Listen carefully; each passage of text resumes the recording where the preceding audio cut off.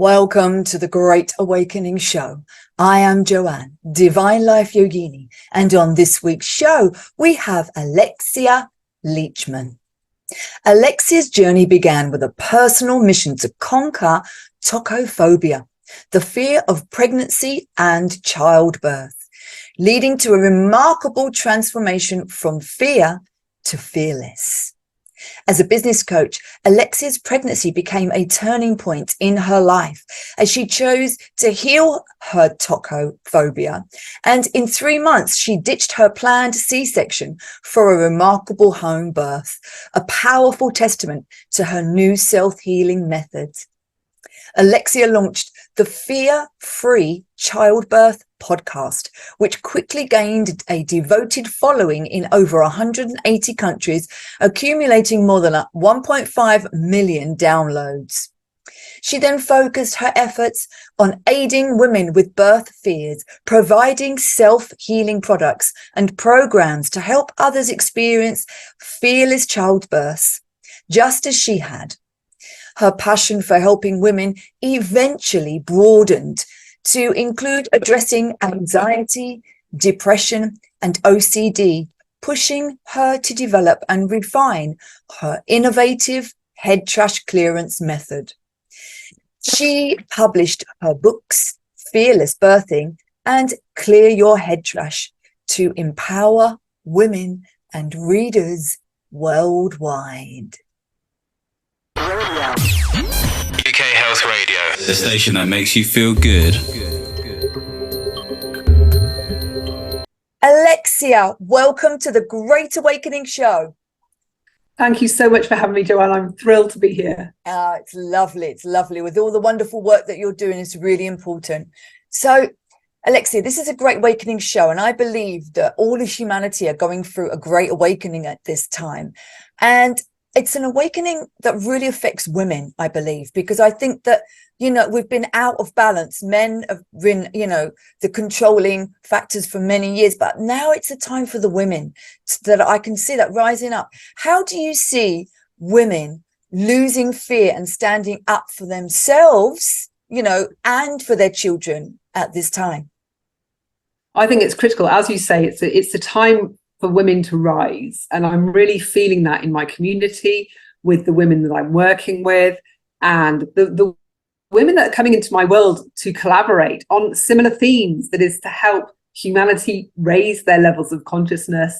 And I think an important way that we do that as women is through our children, through the inner work that we do in the lead up to the arrival of our children, while we're pregnant, while we're thinking about having a family, what we do as women has this incredible potential and this ripple effect that goes way beyond us, that I think we need to be very conscious of and not intimidated by that responsibility, but to rise up to it.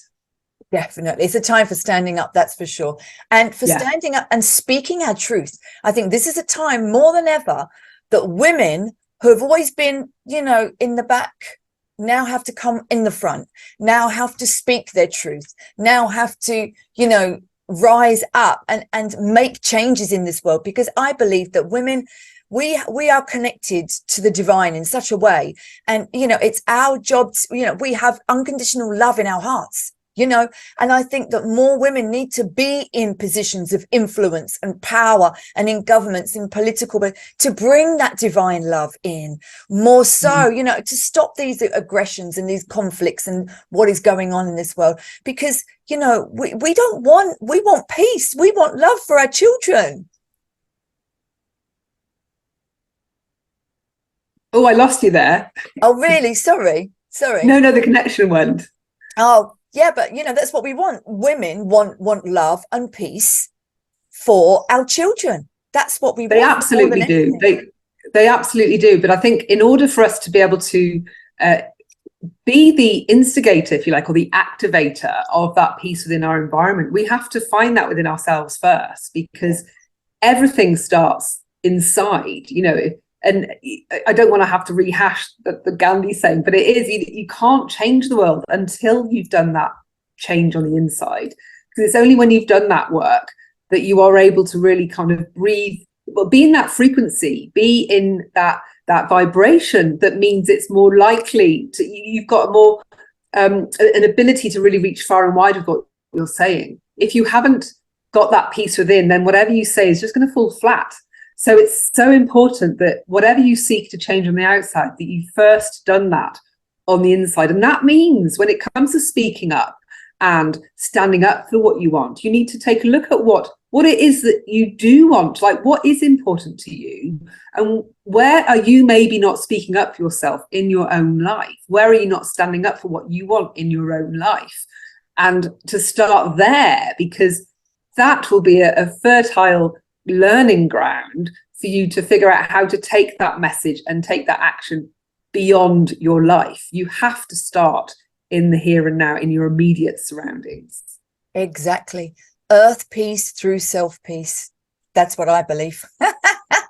And we start doing the work, and we start, changing ourselves, and then our little light comes on, and that light is infectious. And by changing ourselves, we become an example for others to do the same, Yes. And it just blossoms out. It's such an amazing time to be alive, I believe, at this time. It's such an amazing time for women as well to really change, because I believe the world has been sort of like flying on one wing, if you like, the patriarchal male wing.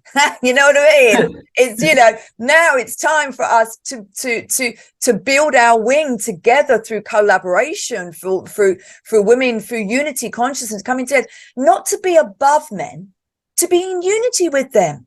That's all we want, to be heard, to be seen, and to take our rightful place, to bring balance into this world. Yes, I couldn't say it better, Joanne. Yeah. Absolutely agree with you. I think the need for us to really speak loudly, but in a calm way that doesn't sound like it's shouting, but in a firm, confident way that invites people to want to stop and listen and pay attention. And you don't do that through having this kind of shouty aggression, or this kind of, the unhealed that shouts doesn't have the same impact. So you can really speak loudly. And what I mean by that is in an impactful way, in a way that reaches far and wide, without necessarily using volume. And that takes a kind of a quiet, assured confidence that I think that women are very well equipped to be able to hold that kind of energy about themselves, to be able to be those mouthpieces, for want of a better word. And I think women are just so great at coming together and holding each other and holding the space for conversations like that to take place. Yes. Because we've always had to do that, holding space, being in community, leaning on each other, supporting each other is it's in our DNA. And so this is natural for us to be able to do that. We just need to enhance that and tap into it and really activate that part of us, because that's what the world needs right now. It's a sense of community, it's connection, it's collaboration, and it's working together. That's because the top down, the pyramid approach, that time is gone. Yeah. We are in a new age now, that it's not in the future, it's now, where we're co-creating the new world. And we need to now get off the sidelines and get going. Right. The time is now for action. So it is. We've got to take this seriously and step into these roles fearlessly and without hesitation. That's so true. And coming from, like you said, it can be done, but always coming from your true heart, not from the wounded feminine, from the divine feminine, which is coming from the true, authentic heart. When you come from that place, that is a place of truth, of love, of divinity, because we all have that divine spark within us. And that's when everything you say will always never hurt. It will only enhance, So it's so important for us to do the work on ourselves, to heal ourselves, because we can't heal anyone else. You can only be a healed healer. To becoming the healed healer, you can only heal yourself first, and then you can help to heal others. So coming from that place, healing your woundedness, going into the shadow, and embracing that darkness, because we are the dark and we are the light, and coming forward into the new earth. It's beautiful, isn't it? Yeah. Oh, it absolutely is. It absolutely is. And I think the healed part of us there is so much for us to learn within our own wounds. Many people, when they're triggered, they get scared by the triggers, they shut them down, they try and manage their triggers, they're afraid of them. And for me, a trigger is a gift. It's a gift. It's another note from the universe. Say, hey, you still haven't worked on this. This is something else to add to your list. Add it to your list, and then the next time you come into that situation, you can then see if you're not getting triggered, or if you are, whether you've done the work, whether there's more for you to do. And so triggers are enriching. We shouldn't be shutting them down. We shouldn't be shutting them out. We need to be inviting them and be grateful for when somebody does present us with a triggering moment. That's right. And Rumi said, the wound is where the light enters. Yes. Because everything that we have done that has hurt us, where we have suffered, we have to learn to bless that, right? We have to learn to bless that, because through that, it turned us and transformed us into being who we are today. So it's so important. The wound is the blessing in disguise. Yeah. And I'm all about helping people to identify those wounds. And with the work that I do, I really want to make it really easy for people to heal themselves, because I think that the barrier that most people face is that some people desperately want to heal themselves. They desperately want to be healed, but they maybe can't afford to work with somebody on such a long-term process, because healing is not a quick job. It takes time for you to uncover your triggers, your wounds, become aware about them, to be able to have the courage to face them, to have the time to deal with maybe what the repercussions of what comes up with the insights or the learnings.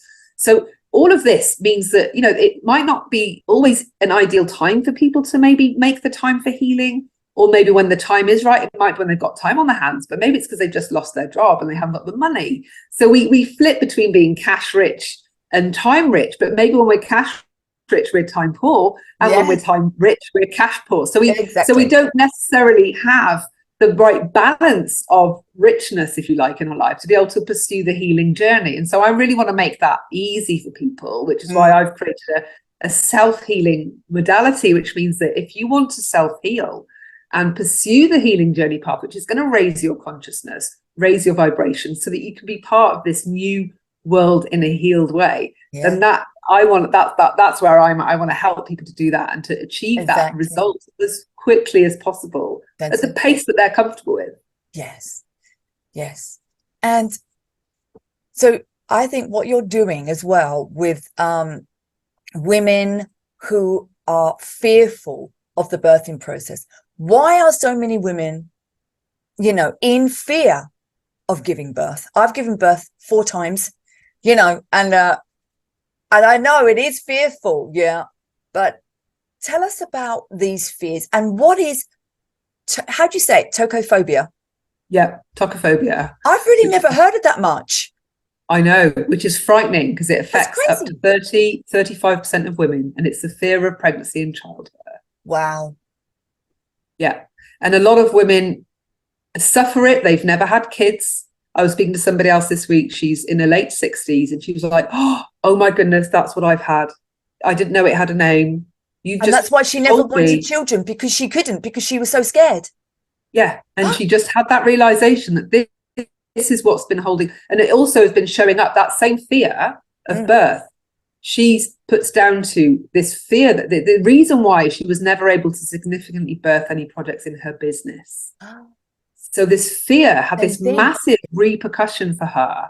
Now imagine how many women out there that maybe don't want kids, that have got these great ideas that they want to birth into the world. It's not just about birthing a human. It's about beyond that. When you birth an idea and you start a movement, that's about nurturing something into life as well. And if you have a fear around birth, then you're fundamentally cutting off that aspect of creation within you, that source within you that enables you to create.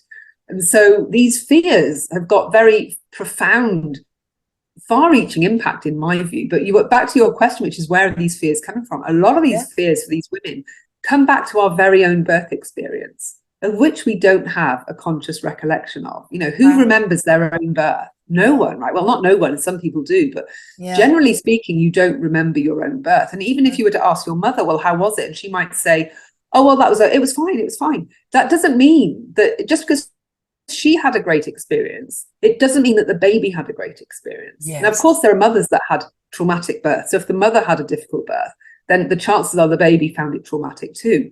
But asking your mother is not going to give you the answer as to whether your own birth, you found that traumatic. And if it's not the trauma behind your own birth, then there might be some other trauma going on there. So the trauma might be another event in your life that has many parallels with birth.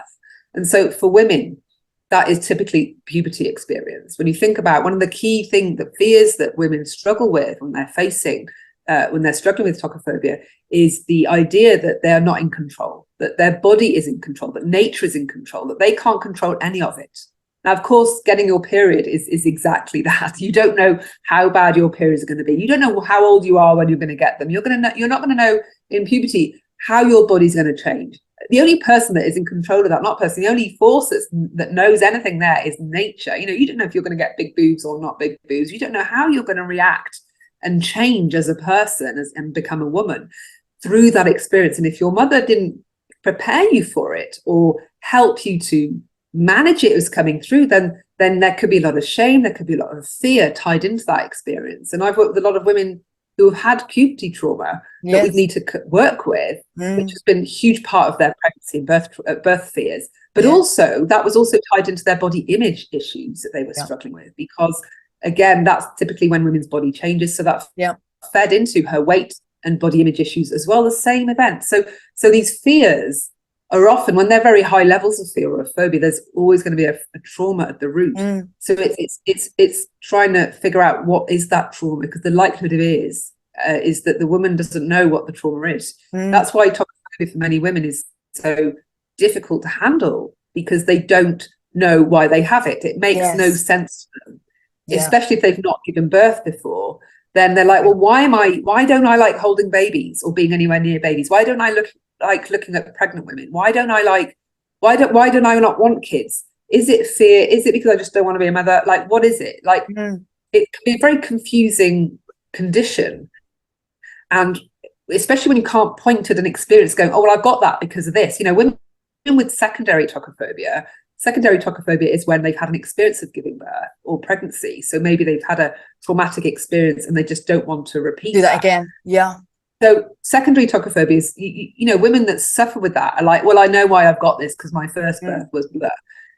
Women with primary tokophobia haven't got this direct experience to refer to, but of course they just can't remember it because it was their own birth. So it's understanding the root of the phobia and then doing the healing work to make sure that wound is healed, so that then they're able to then contemplate having a baby, getting intimate again with their partner or their husband, so that they can get pregnant. Some of these women can't even face getting intimate with their partners. They can't hold down relationships because they know that that's terrible, within 3 to 4 months there's going to be the sex conversation or the kids conversation, and all these kind of key moments in a relationship. They just don't want to, they get away from that, so they might sabotage their own relationships and therefore never really be in a serious relationship with somebody because of this fear.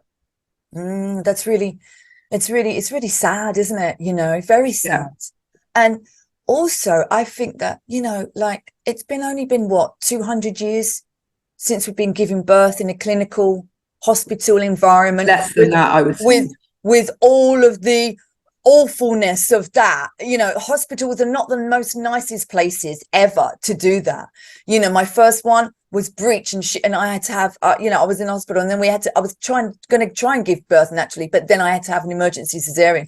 And I know that you'd booked in for a cesarean and then you changed it. You got over that fear and you changed it and you had a home birth, because I believe, we've given birth, haven't we? For hundreds of thousands of years, naturally. In India, they squat. I mean, I squatted for my children, but they're under a tree and they're doing it with all the women. And, it's such a natural thing. At home is a natural way of doing it. The music and the herbs and the natural environment is so much better than that clinical, awful place. of hospital where you have no control, really. They have all the control. The doctors have the control. They can take the children away and vaccinate them as well without your consent, which is really bad as well, right? Because we know, that's really terrible. And, and you have no control. So that's another fear aspect, isn't it? So tell us about your, how you overcome your tokophobia. So when I found out that I was tokophobic, well, I didn't know that this was a word. I didn't know that this was a thing when I first when I had my first experience of it. So it was when I first had my positive pregnancy test. And the minute I saw the line, I just felt this huge darkness just come over me. And I just, this pit in my stomach, it just felt so and at that point I just wanted to sink and just hide and just not come out. It was so engulfing and dark that that's really how I described it. But at the time I was wrestling with quite bad anxiety, depression. I recently lost my mum very suddenly to cancer, so I was wrestling with a lot. I didn't know what was going on, and for me it was, well, what is going on and why? What's happening? And then I lost the baby at 7 weeks. So I was in this state for about 3 weeks where I was really struggling. And then when I miscarried, of course, when the doctor said, I'm afraid there's no heartbeat, and that was like this huge sense of loss. But then it quickly was followed by a massive sense of relief. Wow. And at that point I was like, ooh, that's weird. Why are you relieved at a miscarriage, Lex? This is like not normal. Like, what's wrong with you? And so I just thought I was a disaster. I was like a real mess, more of a mess than I previously thought, which was already a bit of a mess. But again, this is tokophobia. But again, I didn't know that it was a thing. I didn't know that was a thing. So I pursued my own healing journey because I thought, well, it's got to be my anxiety, my depression. I've just got to start doing some of this processing.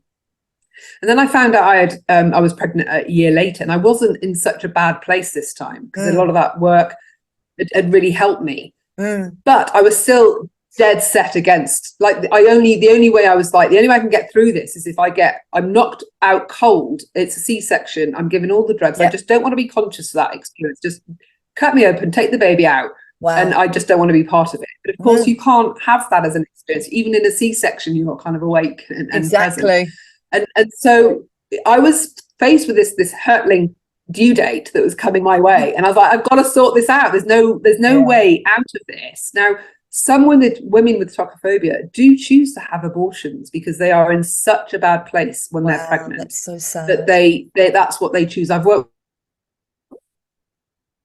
Sorry. She had 3 abortions of babies that she wanted. She told her husband that she had miscarriages every time because she could not handle being pregnant. Awful.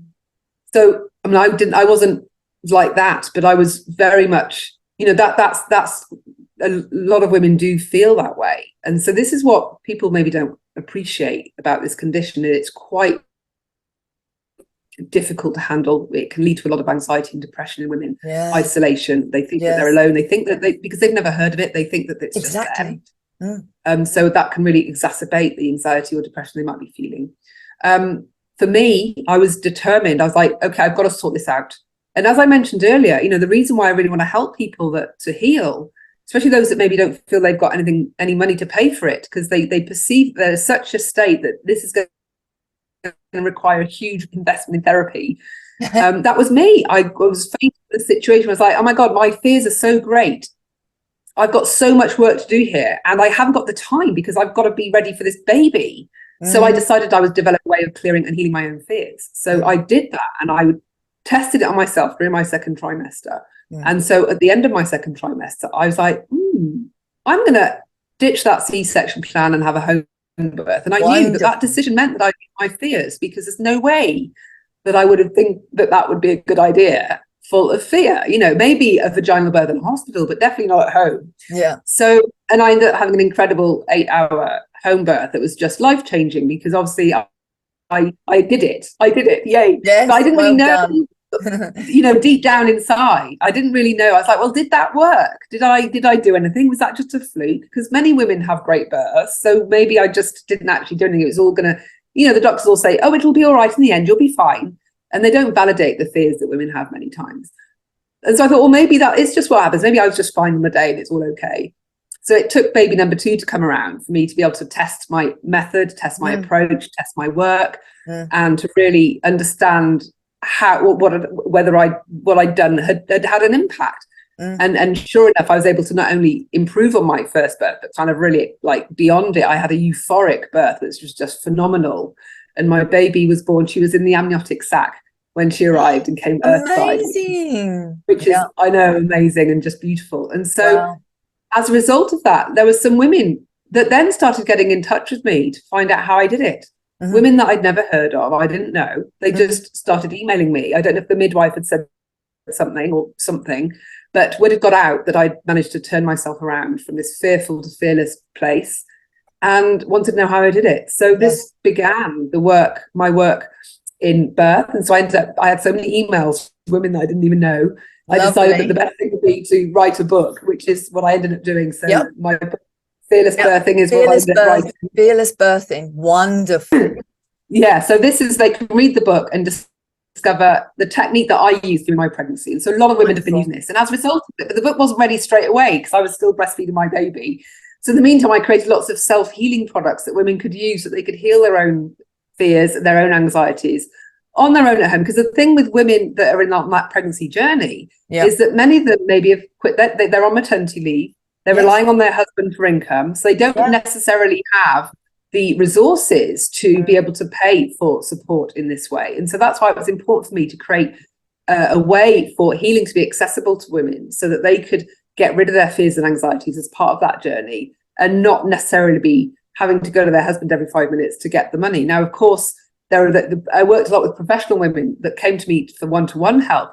And what's interesting, going back to a point about control, is that a lot of high achieving women that are used to being in control in the boardroom or in control of teams or CEOs, some of them really struggle with pregnancy and birth because now they're facing a situation where they're not in control.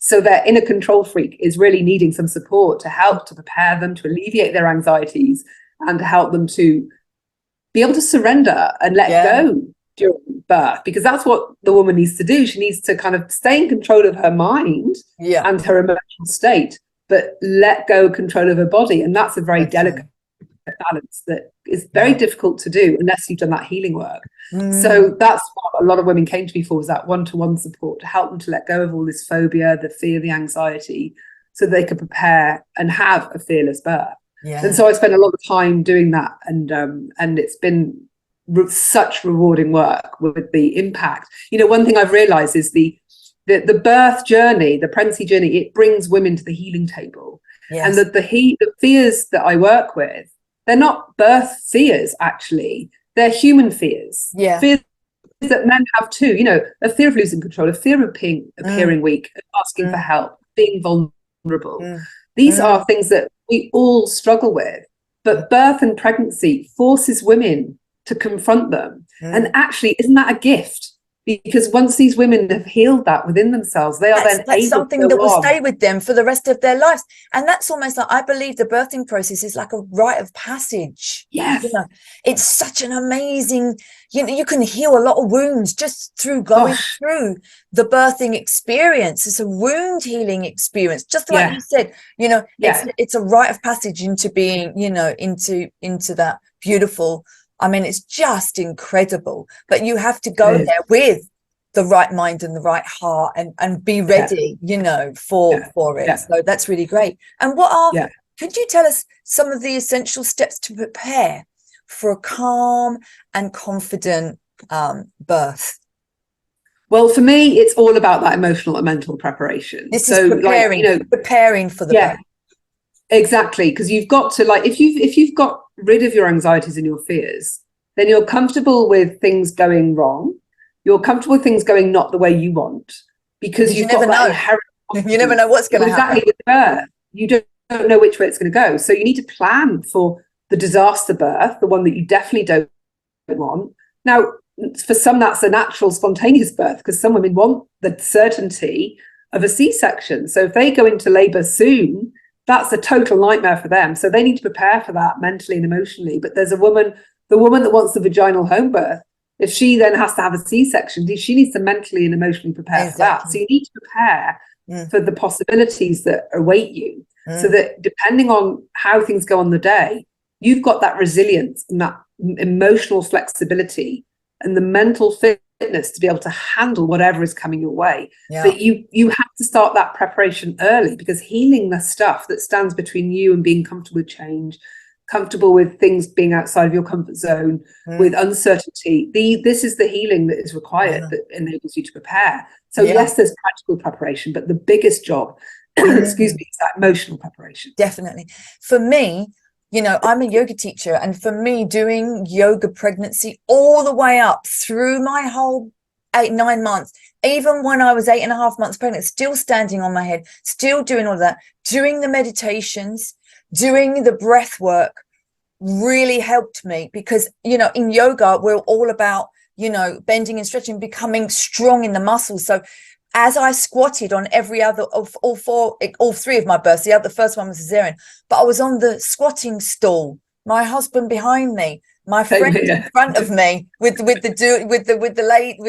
midwife, and you know, so I had to have strong legs, and all of that yoga positions really helped me get into that squatting position, and the breath and the meditation, you know, and the natural herbs, which because there's some amazing natural healing herbs that open the cervix naturally, you know, that calm your whole being. It's like, wow. And so many women don't even know. They don't even know, Alexia, that they have the choice to have a home birth or not. They don't even know. They think that they are obligated to go to the hospital.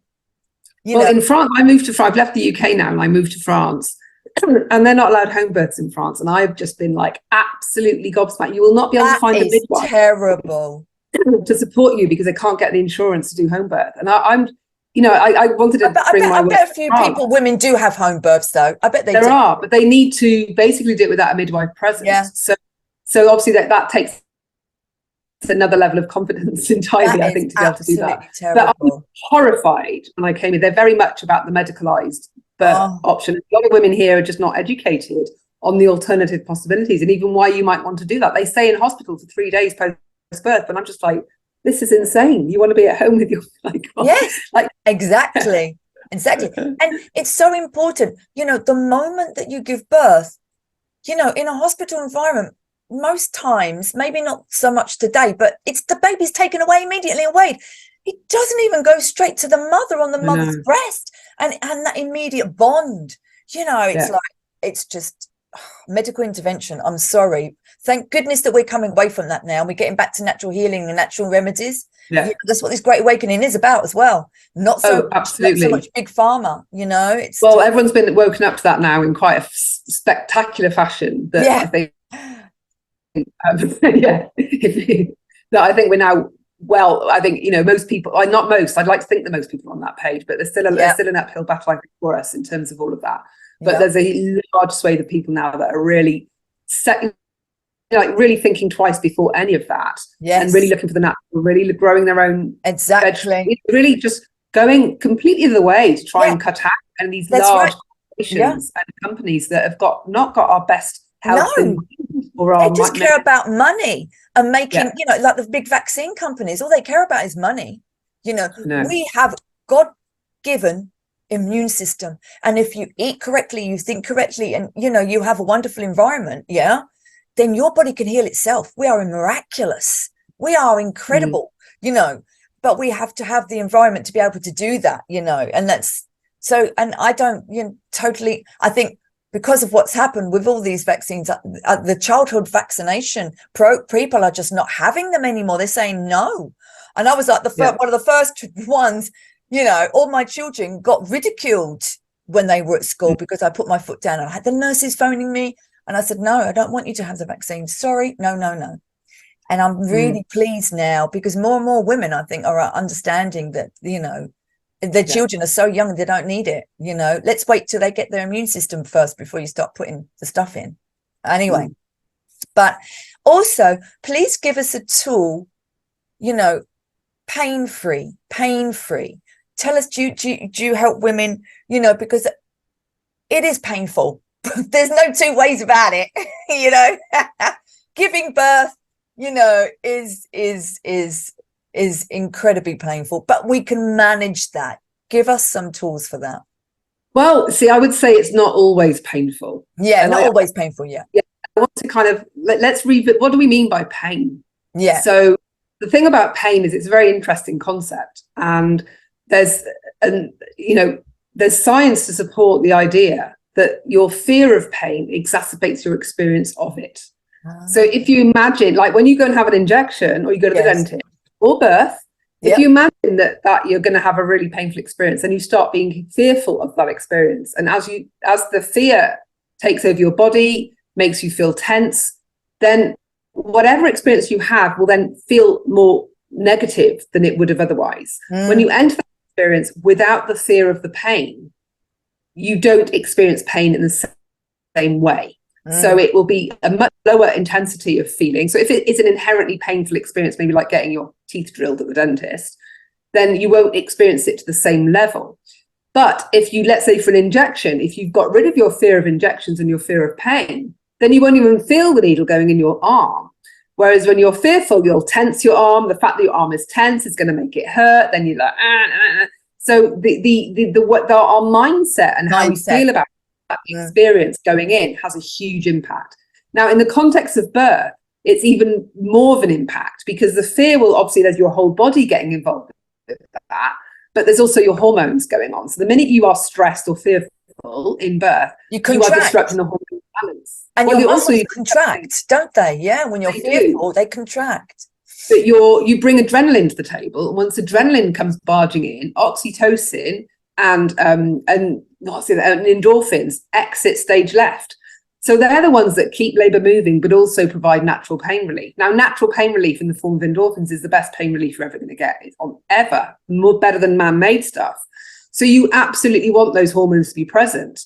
So the presence of fear and anxiety is the antithesis to that. So by getting rid of your fear, you're enabling your natural hormones to protect you and to provide the pain relief that you need, so that you don't experience it as a painful experience. Yes. Now, going back to the experience that you do experience, if you were to ask me what my births were like, I wouldn't use the word pain. I would use I would say they were intense, and I had to dig really deep. Now, you talked about yoga and squatting, and if you imagine going to the gym and you're doing weights and you're really pushing yourself hard, or you're running the marathon, whatever it is that you're doing, when you're doing all of those things, would you say that that's painful, or would you say that was really hard work and it was intense? I had to call on my reserves and I had to really dig deep for that. Yes, you would, but was it pain? Probably not. No. My experiences were intense, hard going, tiring, exhausting. I didn't think I'd be able to finish, but not painful. They were really intense.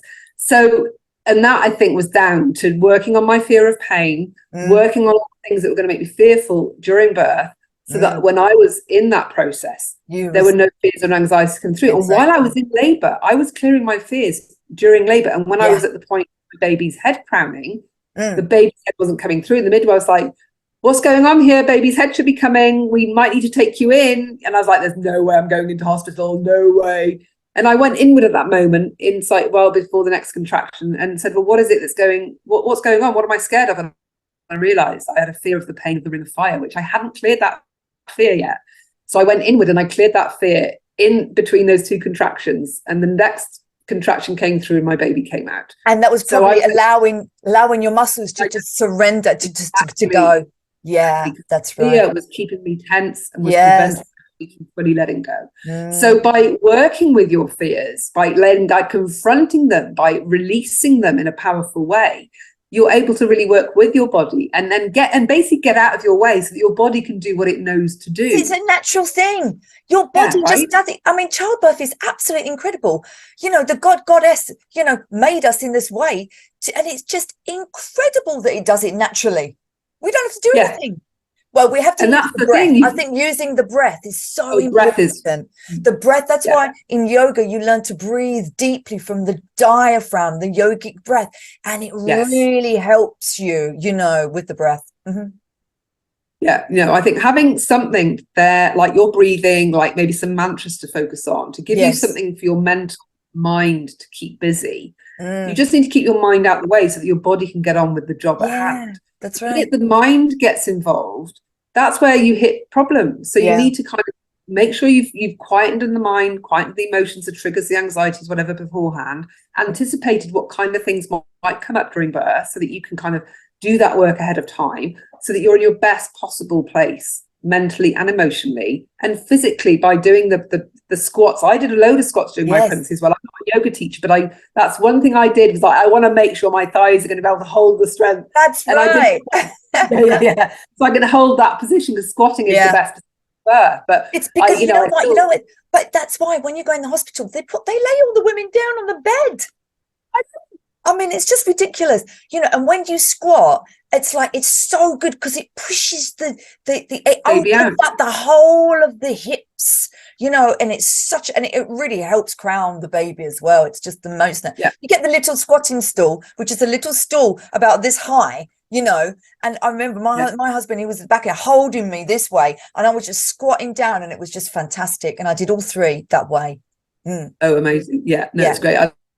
My nails were digging into my partner's hands. I was like, hold on, I had his hair. But it's that sense of, and that's where I was feeling like, oh my God, I don't know if I can push anymore. I don't know if it was that intensity of that, like, I don't think I've got anything more left in me to keep going. And that's what I found the hardest, was the, are we there yet kind of feeling. Rather than the kind of the pain aspect of it. No, it's just a long, tiring time. It can be, and that your body's not. If you haven't done any physical exertion that is over an extended period, like trekking for 3 days in the mountains or marathon or that kind of thing, then your body simply isn't used to doing that kind of exertion. That's right. So if you've done that kind of thing, you're much better able to cope with that physically. But then, of course, the mental and emotional piece is an important part too, right? You've got to do all three, I think. Definitely. And I just want to say something here, which is a little bit, esoteric. I am a yoga teacher and I'm allowed to say it. So I believe, as we are awakening, we are consciously evolving, we are raising our vibration, we are all ascending. Gaia, Mother Earth, is ascending, and so are we all ascending. And I believe as more and more of us, especially women, start raising and ascending and evolving as we come on, I believe that the birthing process will be less traumatic and less painful. As more and more of us women do what you let go of that fear, right? We stand up, we're awakening to who we are. It's an awakening to who we are, letting go of fear anyway in our normal day lives, let alone doing it just during childbirth. It's we all have fear, and letting go of that so that we can live our best life. And as more and more women do that, I believe the birthing process will be easier for all women. Because it's like that 100th monkey effect. You know what I mean? We affect what we do, and what we give out affects everything and comes back to us. It's the law of cause and effect. So I really believe that the more women raise up, the more let go. The one thing I noticed between all the healing and the inner work that I did raised my consciousness quite significantly between baby number 1 and baby number 2. And what was interesting because one thing I do is I track the level of consciousness in the work that I do with my clients. So I'm taking readings using the Map of Consciousness tool by Dr. David R. Hawkins. And so I'm always measuring the level of consciousness of me over time and of my clients to sort of see how that healing work is going, because I think that's a true measure of the healing in the work that you're doing. And one thing I've observed through myself and through my clients is that the baby that comes in matches your level of consciousness. So the inner work that you're doing will call in a baby at a different level of consciousness based on the inner work that you're doing during pregnancy or preconception. So the more inner work that you do and the more that you raise your own level of consciousness, the more you're going to be bringing in babies that are a high level of consciousness. Yes. And those babies are not going to want to be part of a traumatic birth experience. So my second baby, I was at a much higher level of consciousness. Well, she arrived all bundled up in a lovely little cushion in her amniotic sac, so that for her that was a real easy experience. She came out in 3 hours. It was fast and furious, but it was euphoric. It was the most incredible experience that even now when I think about it, I just get tearful, just like, unbelievable. Oh my God, that was and that's what it should be. It should be euphoric, because it is a rite of passage, you know. Exactly. Making that noise, that low level sounds, making them sounds, breathing in that way. It's like, it's ancient. Our ancestors, goddesses before us, used to give birth in these beautiful places, the temples and the cave, you know, at heart in the houses. This is, you know, and they did it all in that way. It's just a rite of passage. It's just so beautiful. And I believe it will get easier. Definitely.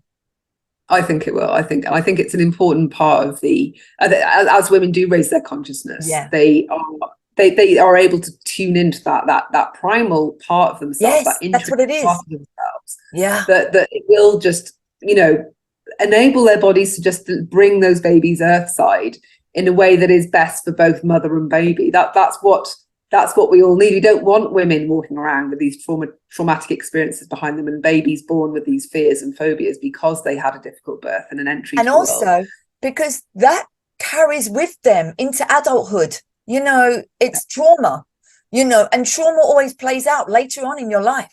So the more that we can heal ourselves, and I believe that if we heal the women, we heal the world, because we're the ones who bringing up the next generation, and we're the ones, you know, who've been taken out of our rightful place, which is in the unity consciousness with the masculine. So this is a time for women to take their rightful place back and raise their consciousness and evolve and let go of their fear, embrace their darkness, bless all their mistakes, everything that's happened, and, you know, move on and heal themselves and collaborate with their sisters and heal their children. That's what it is. That's what this new Great Awakening is.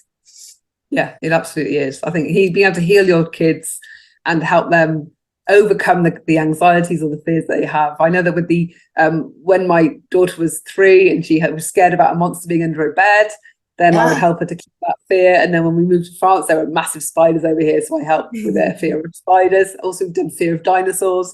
But these are all, even though they might, as an adult, you might think, what? But as a kid, just teaching your kids to be able to learn that when you have a fear, you can actually just clear it and get rid of it.